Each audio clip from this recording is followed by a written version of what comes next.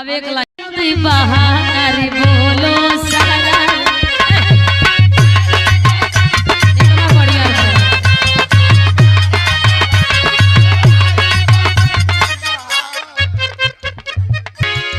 अरे आइल बसंती बाहर बोलो सारा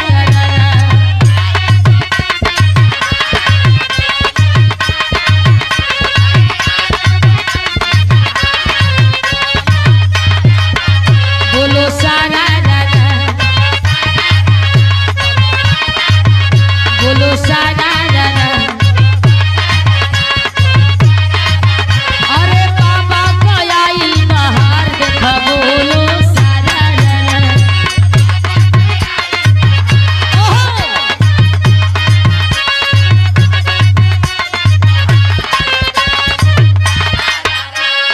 बुढ़वा जमान भिजे सयान भिजे किन्हों को भिजे लगाल बोलो सारा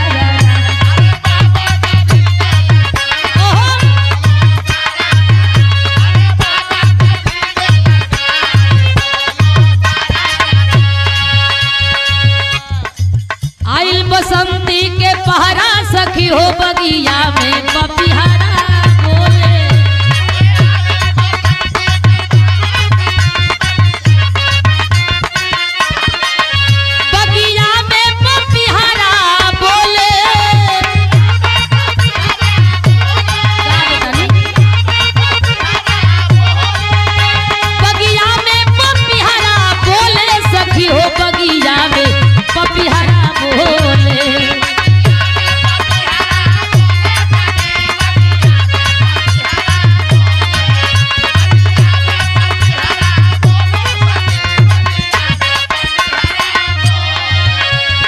कड़ी कड़ी में झूमे बसंती पवना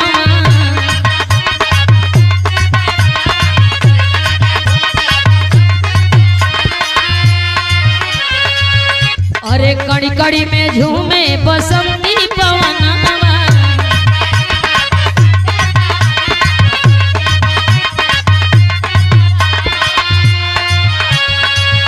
देखा बगिया में झूमे लभमरा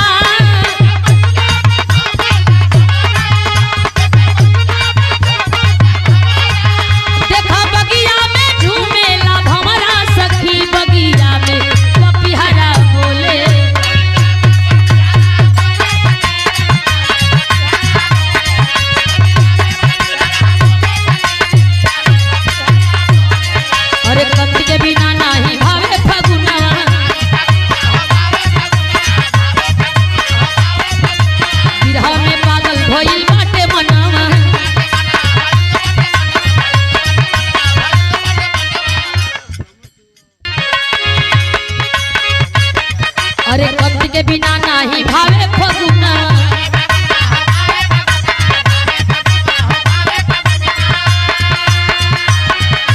बिरहा में पागल भइल बाटे मनवा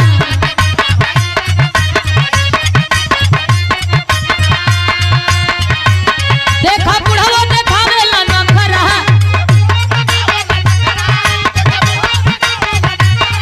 देखा बुढ़वा ने भावेला नखरा सखी बगिया में पपिहरा बोले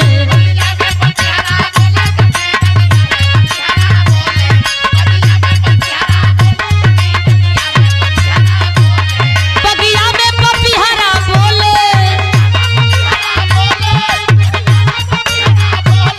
बगिया में पपिहरा बोले सखी बगिया में पपिहरा बोले